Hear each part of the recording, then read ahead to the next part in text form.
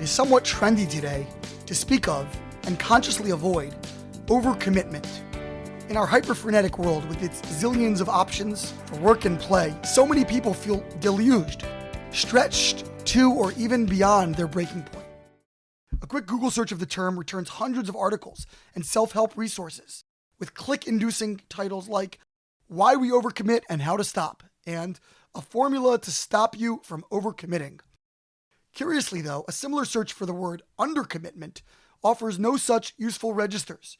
Apparently, it is not a popular topic for pop psychology outlets or social media influencers to cover. In this week's Torah portion, we are introduced to two fascinating and obscure topics, juxtaposed to one another. The first involves the sota, a woman who has likely committed adultery and who faces the specter of public humiliation. If innocent, she is blessed magnificently, but if culpable, she encounters a unique form of degradation, an exploding belly, so that others will be dissuaded by her example. Immediately after, we learn about the Nazir, an individual who takes a voluntary vow to abstain from consuming wine or any grape products, to let his hair grow long, and to avoid ritual impurity. Without delving too deeply into the specific significance of either subject, I'd like to examine what the sages state about the back-to-back placement of the two sections. They explain that a person who witnesses the mortification of a sota, consequences of immoral behavior that perhaps was precipitated by alcohol abuse, should take a vow to avoid wine, intoxication, as a safeguard against going down the same road. Many commentators have posed a strong question. If someone sees this public scene clearly demonstrating the sota's consequences, wouldn't this person least require a vow to avoid the immorality that caused it?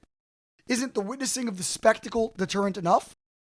The great ethical teachers explain that, in fact, although someone can observe a gruesome scene and be inspired to a particular behavior, without concrete steps, this sentiment dissipates.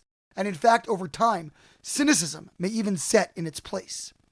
Reasonable enough, but I'm still left wondering why such steps must take the form of a neder, a vow, a rather serious statement, akin to a promise or giving one's word, which carries with it ritual consequences. In my work on campus, I often encounter students who, at least by their own account, would like to engage more in Jewish practice or study, but simply cannot commit. I do not doubt that, in some cases, the person is simply too stretched and the resistance is warranted. But other times, I wonder if this fear of overcommitting actually holds people back from engaging in meaningful pursuits they really could manage. We're all familiar with the phrase that, if you want to get something done, give it to a busy person. The irony, of course, is that he or she who seems the most unlikely to accommodate another responsibility actually is the one most likely to do so. In 2016, Shonda Rhimes released an iconic book called Year of Yes. I was struck by the Simon & Schuster description of this clever tome. With 3 children at home and 3 hit television shows, it was easy for Shonda to say she was simply too busy. But in truth, she was also afraid.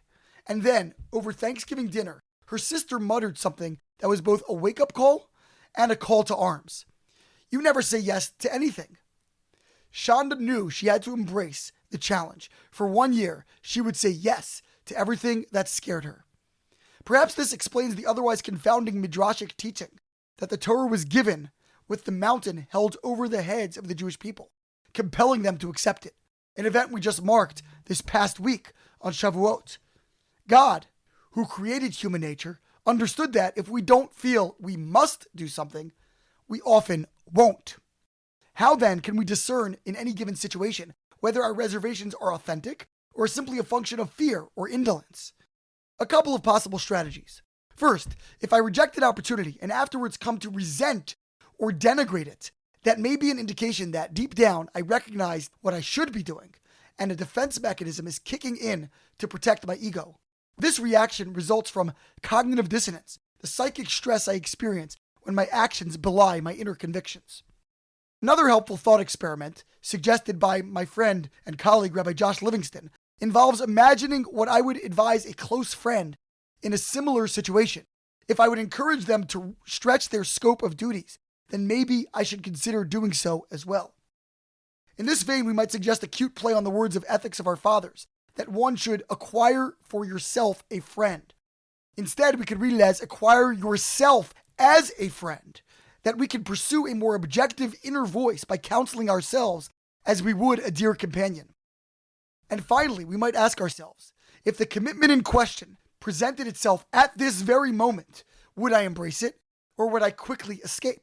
By pruning the scenario of any external considerations, travel, inertia, and the like, we can isolate the dilemma itself and access greater clarity. Certainly, we must live in balance, fulfill our existing responsibilities before accepting new ones, and monitor our emotional state.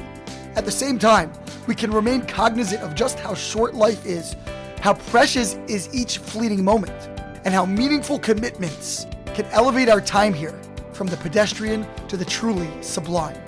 Shabbat Shalom.